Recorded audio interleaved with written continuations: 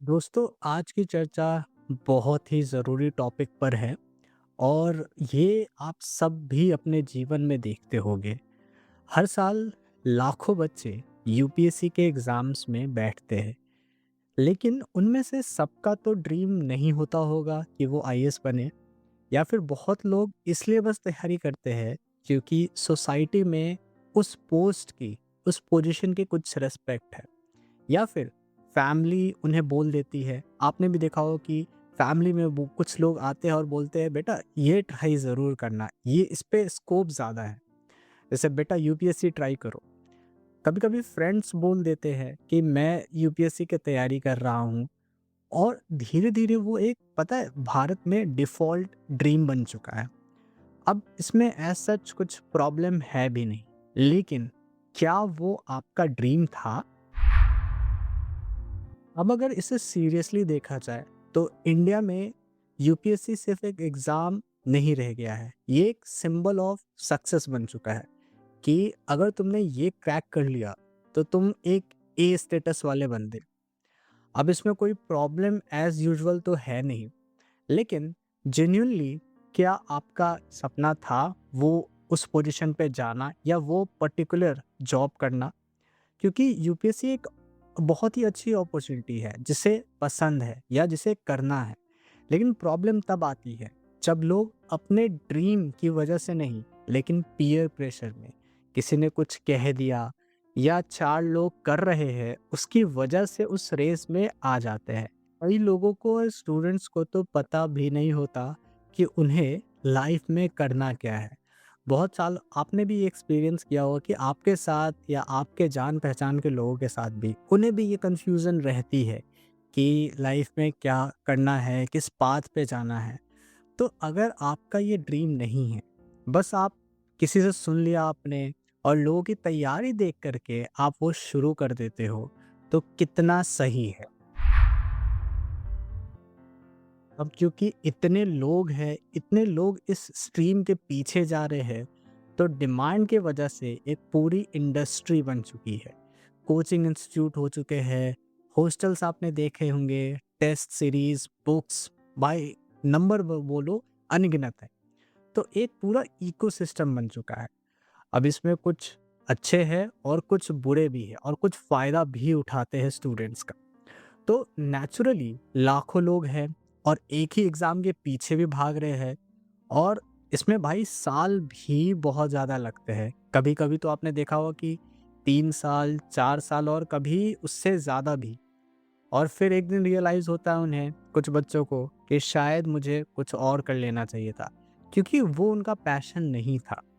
तो हमें इस बात को और ज़्यादा गहराई से समझना होगा कि सक्सेस होना और सक्सेसफुल होना ज़रूरी नहीं कि चार लोग जो कर रहे हैं काम उसी में आप करो।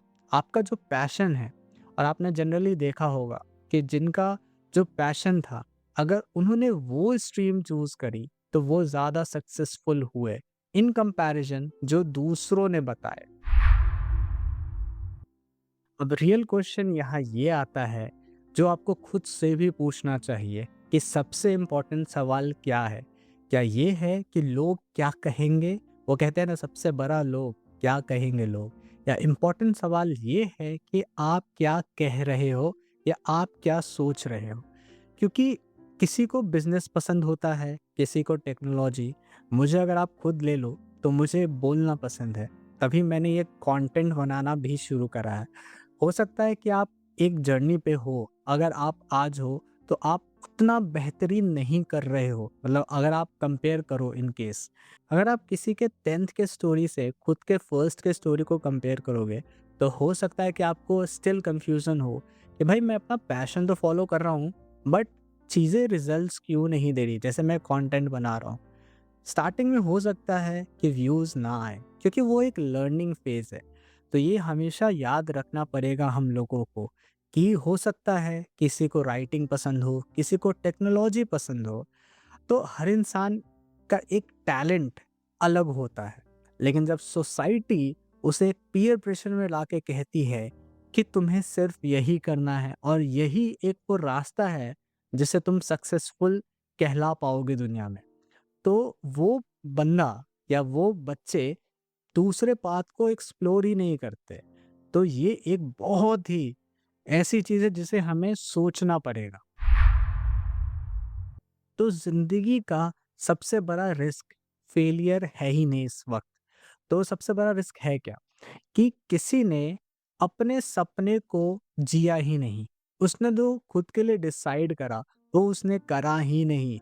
दूसरे के एक्सपेक्टेशंस पे अपनी लाइफ़ को बिल्ड करता गया।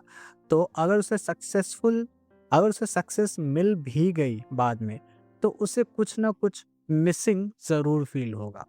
तो कभी-कभी भीड़ को ना पीछा करके अलग सोचना थोड़ा ज़रूरी होता है। तो लाइफ में कंपटीशन होना अच्छी बात है, लेकिन डिस्कवरी भी तुम्हें ज़रूर करना चाहिए। तो आज का ये मंथन पे ये जो विचार हुआ, उस पे अपना मंथन ज़रूर रखना। कमेंट बॉक्स में और एक ऑनेस्ट सवाल खुद से ज़रूर पूछना, जो आपने परस्यू करा है, क्या वो आपने खुद से सच में सोच करके, और क्या वो आपका ड्रीम था या फिर किसी दूसरे लोग का था, या फिर वो एक सोसाइटी का ड्रीम था? कमेंट बॉक्स में ज़रूर बताना।